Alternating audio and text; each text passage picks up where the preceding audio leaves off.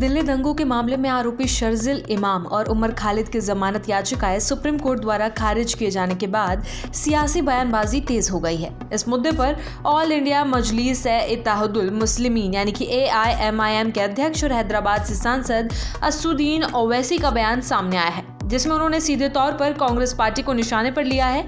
ओवैसी ने आरोप लगाया कि गैर कानूनी गतिविधियां रोकथाम अधिनियम के कठोर प्रावधानों को और सख्त बनाने में कांग्रेस की अहम भूमिका रही है, जिसकी वजह से आज कई विचाराधीन कैदी वर्षों तक जेल में रहने को मजबूर है। ओवैसी ने कहा कि शर्जिल इमाम और उमर खालिद को जमानत न मिलने की जड़ें उसी कानूनी ढांचे में है जिसे UPA सरकार के दौरान मजबूत किया गया था। उन्होंने विशेष रूप से पूर्व केंद्रीय गृह मंत्री P चिदंबरम के कार्यकाल में UAPA में किए गए संशोधनों का जिक्र किया। ओवैसी के मुताबिक इन संशोधनों के जरिए आतंकवाद की परिभाषा को इतना व्यापक और अस्पष्ट बना दिया गया कि इसका दुरुपयोग आसानी से किया जा सकता है। AIMIM प्रमुख ने कहा कि सुप्रीम कोर्ट ने अपने आदेश में स्पष्ट किया कि जमानत क्यों नहीं दी जा सकती।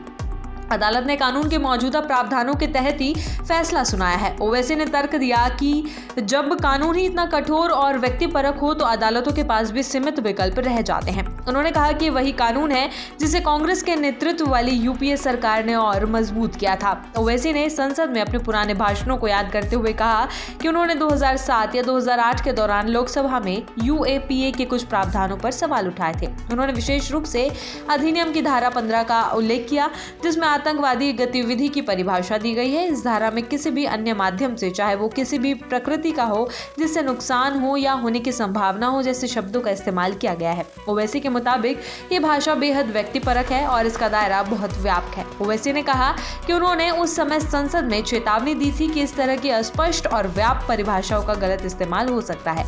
उन्होंने उदाहरण देते हुए कहा था कि भविष्य में किसी लेखक, विचारक या सामाजिक कार्यकर्ता को भी केवल लिखने या बोलने के आधार पर गिरफ्तार किया जा सकता है। उनके अनुसार सवाल ये है कि नुकसान या नुकसान की संभावना को कौन परिभाषित करेगा और किस आधार पर तय किया जाएगा कि कोई गतिविधि आतंकवाद के दायरे में आती है या नहीं। AIMIM अध्यक्ष ने कहा कि आज उमर खालिद और शर्जिल इमाम को जमानत न देने का आधार वही प्रावधान बने हैं जिनके बारे में उन्होंने वर्षों पहले आपत्ति जताई थी। उन्होंने आरोप लगाया कि कांग्रेस ने किसी भी दूसरे तरीके से जैसे शब्दों को कानून में शामिल कर दिया, जिससे एजेंसियों को अत्यधिक विवेकाधिकार मिल गया है। ओवैसी के मुताबिक यही विवेकाधिकार आज युवाओं के खिलाफ इस्तेमाल हो रहा है। ओवैसी ने यह भी कहा कि दोनों आरोपी पिछले 5.5 साल से जेल में बंद हैं और अब तक उनका मुकदमा भी पूरी तरह शुरू नहीं हो पाया है। उन्होंने इसे न्यायिक प्रक्रिया में देरी और कठोर कानूनों के दुष्परिणाम के रूप में बताया। ओवैसी ने सवाल उठाया कि विचाराधीन कैदियों को इतने लंबे समय तक जेल में रखना क्या न्याय के सिद्धांतों के अनुरूप है। कांग्रेस पर सीधा हमला बोलते हुए ओवैसी ने कहा कि आजादी के बाद से क्या कांग्रेस का कोई बड़ा नेता कभी 1 साल, 2 साल या 5.5 साल तक बिना सजा के जेल में रहा है।